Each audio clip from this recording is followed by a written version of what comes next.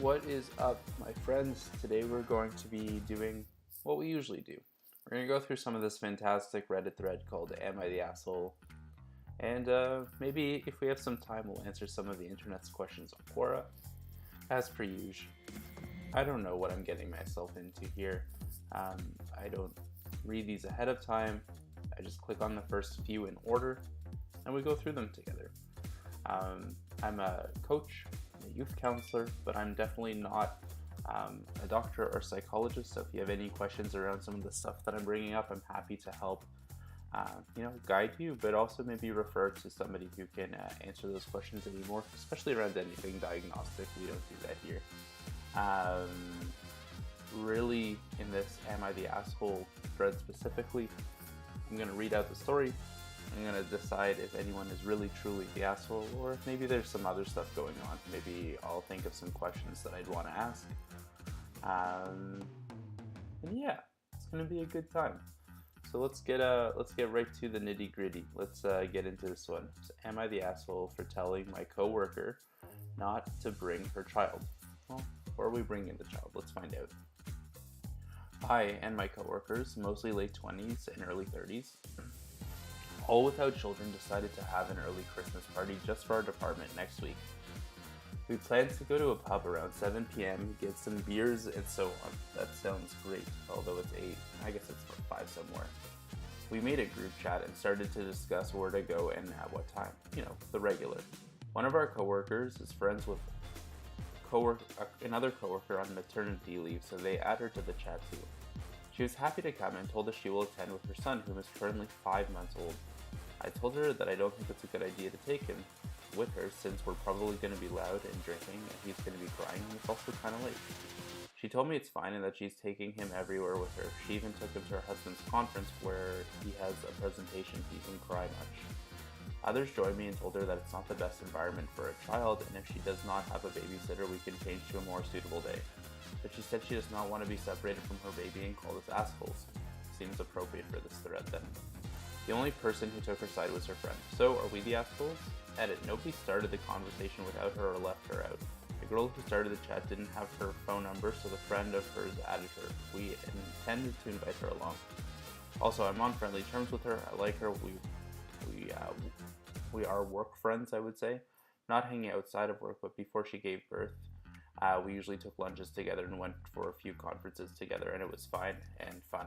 Okay, so this is great because we have a bit more context. We know there's no real animosity going on here. There's purely the issue of we're going out for drinks, we're going to the bar, we're going to hang out, and you want to bring your 5-month-old along. Now, obviously, it's very different bringing a 5-month-old along somewhere compared to like a 2-year-old. They're not yet necessarily absorbing, the kind of chit chat and the kind of conversations you're having. Often people who come to events with 5 months old are not staying for the whole time.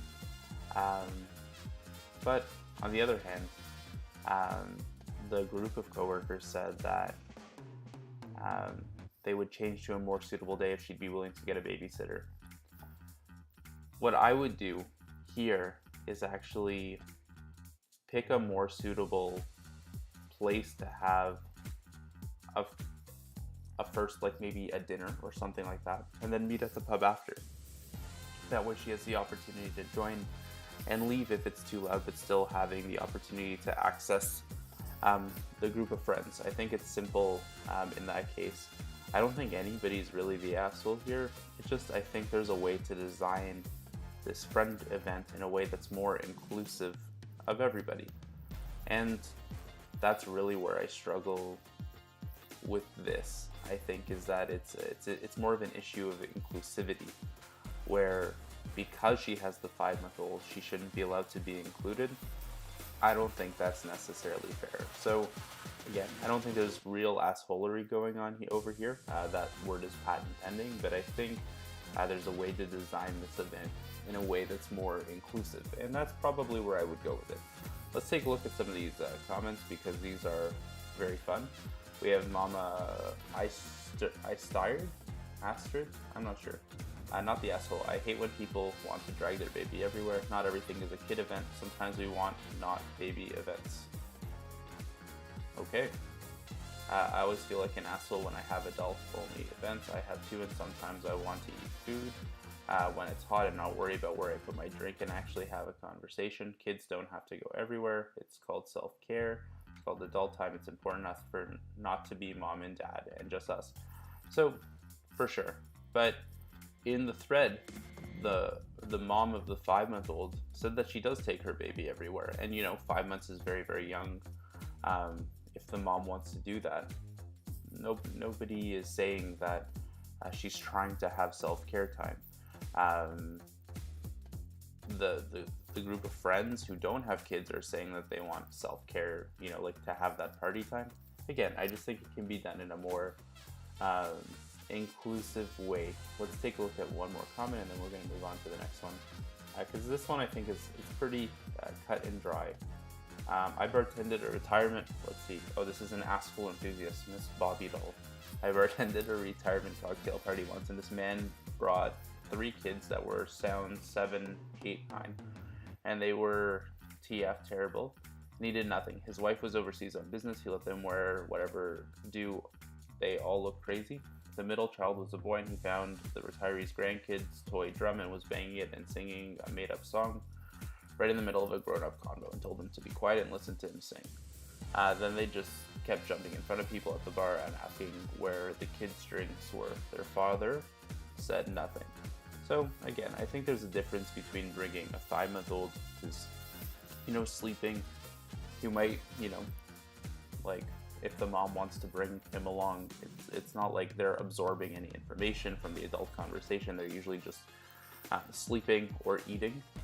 There's really not that much else going on there. And if you go to a dinner first, it can be more inclusive in that way. A 7, 8, 9-year-old, yeah, it might be good to have a babysitter, or again, have an event where kids can join and be more inclusive, and then do the adult stuff after. I'm a big fan of treating children as much like adults as we can, and having real conversations with them.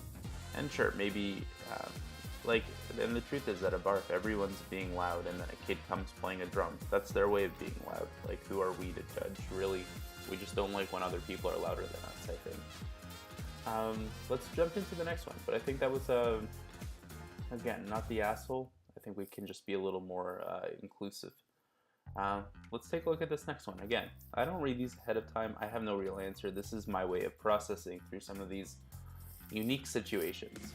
I'm a little sniffly. Let me sniffle without the mic. Oh yeah, that's good, sniffle. Okay. Am I the asshole for resenting my parents for not giving me my own bedroom growing up? This is going to be a charged one. My parents are My parents are upper middle class Americans. They settled down in a nice neighborhood on the outskirts of a city. They specifically chose the apartment they purchased because it had a really nice view. The apartment was a 1-bedroom space. They converted the dining room to be my bedroom. It had a see-through sliding door that connected to the kitchen. It was about 1/5 of the size of their bedroom and did not have a closet. Recently, we were talking, and I told them that it was clear that they valued a view over my privacy. They got offended and said I was being ungrateful. They were unable to provide me with my own room. I wouldn't be resentful. I'm upset because they made an active choice to have a nice view instead of giving me a bedroom. Our building was one of the most expensive in the area. They could have easily moved into a cheaper apartment with 2 bedrooms. They say I grew up privileged and shouldn't complain since other people had it much worse. Am I the asshole and an ungrateful child? Well, that's a charged question, I think, but that's part of the fun here, right, as well. I don't think you're the asshole. I think that's perfectly valid to feel. Every feeling is perfectly valid to feel. My question is, why weren't we more creative? If we have a room that has see-through, like those see-through doors or something like that, those sliding doors, we can put blackout paint, we can put up wallpaper on top of it. We can do a lot of things to make this not a private space. And especially if they're coming from means, they could easily access these tools most likely. Again, I'm not judging, I'm saying that access to everything should be easy. It's not, but in this post we're talking about means and a lack of privacy. So why not just turn it into a more private space? That's my question. So are we ungrateful? No, I think it's perfectly valid to want privacy as a kid growing up. That's part of growing up. But yeah, I question the creativity here. Let's see some of these comments. Not the asshole. A dining room is not a bedroom, and since it was an apartment, I'm guessing it was basically a box. They literally chose a nice view over a child. I would be resentful too. I slept on a couch for most of my childhood. Sorry, I hope your living situation is better now. I totally agree with you. You deserve the bedroom. Let's see. My husband slept on the floor of a spare room my mother-in-law used as a playroom for her daycare kids. When his older sisters went to college, he was allowed to use their rooms, but he couldn't change anything. The beds were too short, so he still slept on the floor, but under NSYNC posters. It's all shit, and the original poster's parents should be ashamed. Yeah, like, I don't think it's, like, the most ideal situation. I think, obviously, if you have the means to have bedrooms and you're actively making the choice between giving room and space and privacy for somebody growing up against, oh yeah, you know, like I can see Central Park or I can see the CN Tower from here if you're like me and in Toronto. But I don't, like, I just think, why not make the space more private? But yeah, maybe that's not, yeah, no, I'm happy with that answer. That answer feels good to me. Creativity first. Let's go on, let's do this one. Oh man, these allergies, eh? That's how you know I'm Canadian. Am I the asshole for going on a weekend trip alone that my partner couldn't afford? Ooh, I like this title. Hey everyone, a little while ago, I, a 29-year-old female, saw a discount flight to a nearby city. It was a 12-hour sale. I have friends in the city and I immediately texted them to make plans, which they agreed. I phoned my boyfriend, a 31-year-old male, who I have been with about a year. We don't live together or share finances. He wanted to come. He told me that he could not afford it right now as things were tight and he had his daughter, 4-year-old female, not hers, that same weekend, so I went without him. My boyfriend is furious with me. He said that since we have been dating for a year and are getting more serious, I met his daughter and family, we are discussing moving in together next year, that we should make big decisions together and run weekend plans by each other. He also wanted to visit said city another time, maybe next year. I told him I would be more than happy to visit again next year since I have many friends there. I was going for a weekend and spend my own money to visit my own friends, so I don't see an issue. I feel like he's being controlling, and I did ask him to join me, but he views me as being a bad partner who does not function as a team. So Reddit and Jonathan, am I the asshole? No, my friend. You are not the asshole. In this case, you did go to him. You said, hey, want to go on this trip? He said he can't afford to, and he's spending time with his daughter, so he can't come on the trip. You go to visit your friends, and suddenly he's like, we should be doing everything together, or at least you should run it by me. But she did run it by him. She went above and beyond to run it by him. And he said he didn't want to go, / couldn't go, and she said she's willing to go again next time because she has friends there. As a partner, you're always entitled to time with your friends without your partner. I think that time is critical, crucial, important. Yeah, this guy is, I mean, there's probably some more questions I could ask, like, have we seen this controlling type of behavior before? How reactive is he to other things, especially around his daughter? I'd be curious about that kind of thing. But yeah, girl, you go to wherever you need to go. And I think it's super nice that you ran it by him to invite him along. You didn't have to do that. Let's see, not the asshole, big red flag. Please note the big red flag. Noted. Before putting yourself in a position where this person will have more leverage to manipulate you, Thinking that is a decision that he should be consulted in just screams control freak. Thank you for validating me. It seems shocking. Yeah. I mean, we don't know about manipulation, per se. And again, not defending him. He's definitely the asshole here. But I think it's really, really important to go with what we're reading here and not jump to other things. But with that said, Fireheart527, the original poster, feels validated by that. So there must be something else going on. And if you're in a relationship where somebody is being manipulative, controlling, and you have the power to talk to other people and get out, yeah, 100%. It's not a nice place to be. I've been there myself as somebody who was struggling in a relationship when somebody was super controlling and manipulative of me. And it's not nice. So get out if you're able to, and if not, there's a lot of resources that can help you make that transition as well. Or reach out to me. I'm happy to help guide you through some of that process as well. But yeah, in this case, this guy has a lot of work to do. And yeah, if you're going on a trip with your friends, go on a trip with your friends. Have that time separate as partners. It makes you stronger, and it builds trust. And it does a lot of other things, I think. And also, she asked for him to come along. This one bothers me. I agree. Again, I haven't read this before. I'm processing this as I'm reading it. Yeah, super interesting. I'm going to come back to this one later, and let's do that because, I don't know, it's interesting to me. Alright, we did a few of these. I'm going to go to Quora because we've got to answer some of the internet's questions today before we call it a day. And I need a coffee. I mean, that's an important thing. I don't know why I didn't make one before the stream. We're baby steps here. Let me take one more sniffle and then we're going to answer the internet's questions. Oh, that sniffle is so good. You guys enjoy the sniffle feeling? Okay. Okay, I'm not going to answer the first two because I think they do require a doctor's point of view. Obviously, like, if your breathing is becoming shallow due to stress or anxiety, it could be because of anxiety because we're all tensing up, but it could be other things too, so I don't want to overstep my bounds there. Maybe my friend Dr. John will come onto the stream and talk about that.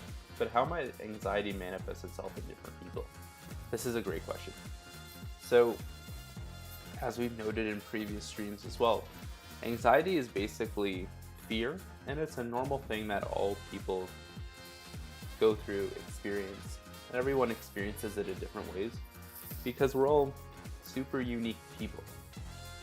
And as such, we experience our feelings in different ways. Anger doesn't look the same in two people. Happiness may or may not look the same in two people. And anxiety is no different. Fear. Now, depending on what you've grown up with, what's going on underneath the hood, there's this diathesis stress model where you have genetics and you have different stressors in your life that make those genetics pop up. Different things can happen. And what might turn